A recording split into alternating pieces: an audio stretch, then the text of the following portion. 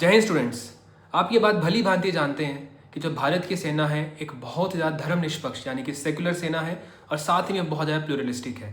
हर धर्म, हर जात, हर रीजन से भारत की सेना में लोग आते हैं, जुड़ते हैं with a sole purpose to serve the motherland that is India. और अगर इतनी बड़ी फौज को जो कि इतनी ज़्यादा प्लूरलिस्टिक है उसको साथ लेकर चलना है तो हर ऑफिसर, हर जवान को ये सिखाया जाता है कि आपका जो पर्सनल फेथ है, आपका जो पर्सनल बिलीफ है वो बहुत पीछे छूट जाता है जब आप फौज को आके ज्वाइन करते हैं। तो स्टूडेंट्स, एक केस आया है। इस केस में एक न्यूली कमीशन ऑफिसर हैं जिनका नाम है लेफ्टिनेंट सैमुअल कमलेशन, और इनको फौज की सर्विस से डिसमिस कर दिया गया था क्योंकि जिस रेजिमेंट में ये कमीशन हुए थे उस रेजिमेंट में जो बटालियन थे उसके अंदर एक मंदिर था, एक गुरुद्वारा था, और जो इनका पर्सनल फेथ था वो था क्रिश्चियनिटी।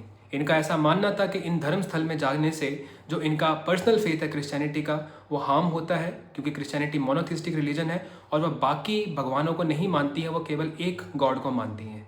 तो जब भी कोई असेंबली होती थी, रिलीजियस असेंबली होती थी, सारे जवान आते थे, लेकिन ये उस असेंबली के बाहर खड़े रहते थे, उसमें एंटर नहीं करते थे। फौज के हिसाब से और आर्मी एक्ट के हिसाब से ये ग्रॉस इनडिसिप्लिन है और इनको डिसमिस कर दिया गया था।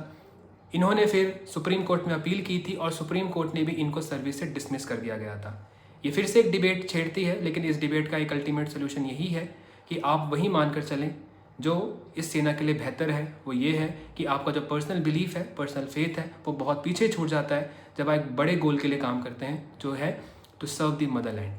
तो स्टूडेंट्स, आप एक पिक्चर देखिए और इस पिक्चर में एक हिंदू ऑफिसर है और साथ में एक सिख ऑफिसर है। दोनों जनरल रैंक के ऑफिसर्स हैं और दोनों नमाज़ पढ़ रहे हैं। एक सिख है, एक हिंदू है, लेकिन पढ़ क्या रहे हैं? नमाज़ पढ़ रहे हैं।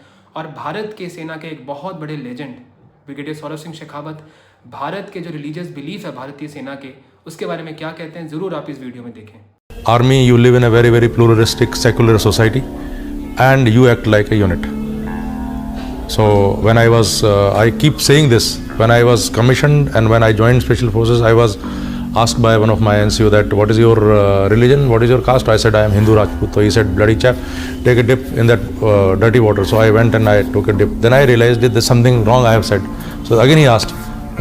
So then I said, sir, my religion is SF and my caste is SF. Now you know. So he then told me that you see, you are an officer, and so your religion is the religion which is the religion of your boys. So if your boy is a Hindu, you are a Hindu. If your boy is a Sikh, you are a Sikh. If your boy is a Christian, you are a Christian. If boy is a Muslim, you are a Muslim. So as an officer, you are everything.